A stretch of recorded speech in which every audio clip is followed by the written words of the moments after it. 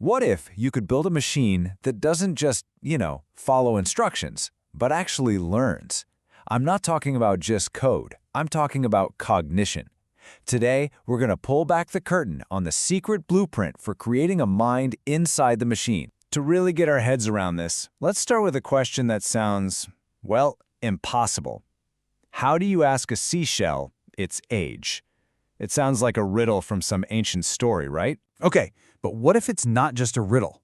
What if an entire industry, let's call them Acme Fishing Logistics, what if their whole business, their survival, depended on getting that answer? All of a sudden, our little riddle is a very real, high-stakes problem. For decades, building software was pretty straightforward. It followed this clean, predictable loop, the software development lifecycle, the SDLC. You plan, design, build, test, deploy, maintain. It was this reliable process that worked perfectly, as long as the world was predictable. But see, our abalone problem it completely shatters that old model. We don't need code that just runs a command. We need code that can look at a shell's physical features and actually learn to predict its age all by itself. The old blueprint? It's useless here. We need something totally new. And that, my friends, is where the machine learning software development lifecycle, or ML SDLC, comes in. This isn't just another process. It's the architectural blueprint for building apps that don't just run. They learn, they adapt, and they get better all on their own. So this right here is our map, our journey for today. This is the complete blueprint for the Acme fishing application. I know it might look complex now, but every single line and box tells a part of our story. We're going to keep coming back to this master plan as we uncover each piece of the puzzle, team by team. Okay, so every great building needs a rock-solid foundation. For our learning machine, that digital foundation gets laid by two very specialized crews, the platform and the front-end teams. It all kicks off with the application owner. They're the one with the vision, the mission. Find out how old these abalone are. Then the first boots hit the ground, the platform and front-end teams. Their job? To build the stage, the entire digital world where our machine is eventually going to live and think. Think of it this way. The platform team isn't building the car itself. They're building the entire factory where the car gets made. First, they pour the digital concrete, a central place for all the code. Then they build the automated assembly line. That's the CI/CD pipeline that will automatically build and deploy every single piece. It's all the invisible work that makes everything else possible. At the exact same time, you've got the front-end team building the cockpit, right?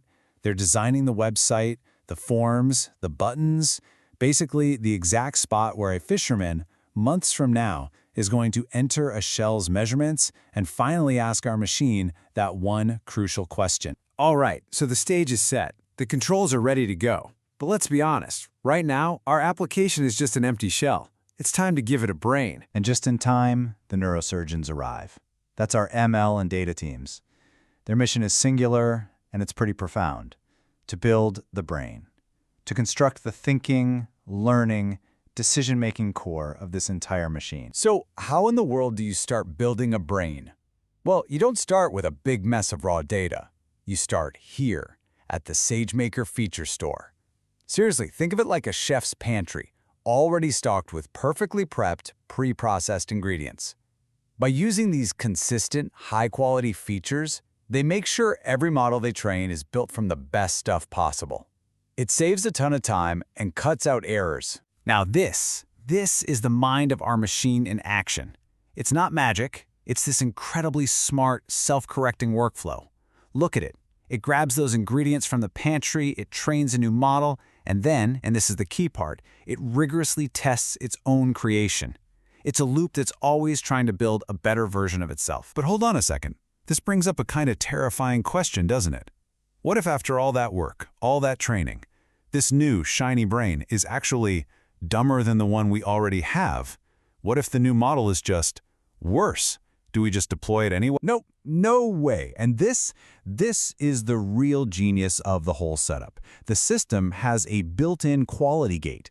The workflow automatically pits the new model against the current champion inside something called a model registry. And only if the new brain is a proven, measurable improvement does it get promoted to production. It's the system's core promise. It only ever gets smarter. So, we've got ourselves a smart application. That's great, but the world changes. New data is always showing up. We don't want to build a static genius. We want a living machine, and one that's protected by some unseen guardians. This is the moment the data team really brings our machine to life. They build the final critical piece, a continuous training pipeline. So now, whenever new survey data on abalone comes in, the entire system just wakes up. It automatically pulls in the new data, retrains its brain, and evaluates the new model, all without a human having to lift a finger. This machine isn't just built, it's designed to evolve. Now, with this much power and all this valuable data flowing around, you absolutely need protection. And that's where the security team comes in. They're the unseen guardians. They're not some final checkpoint you pass through at the end. They are embedded in the entire process from day one, constantly assessing every step to protect the data, the code, and the machine itself. They're the ones going through the whole thing, asking the hard questions. Is every last bit of data encrypted? Check. Is every single action logged and audited? Check. Are there any passwords or credentials hard-coded somewhere they shouldn't be? Are all the network ports sealed tight? Their job is to make sure the answer is always yes, turning the whole system into a digital fortress. And that brings us back here to our blueprint. But it's not just a bunch of lines and boxes anymore, is it?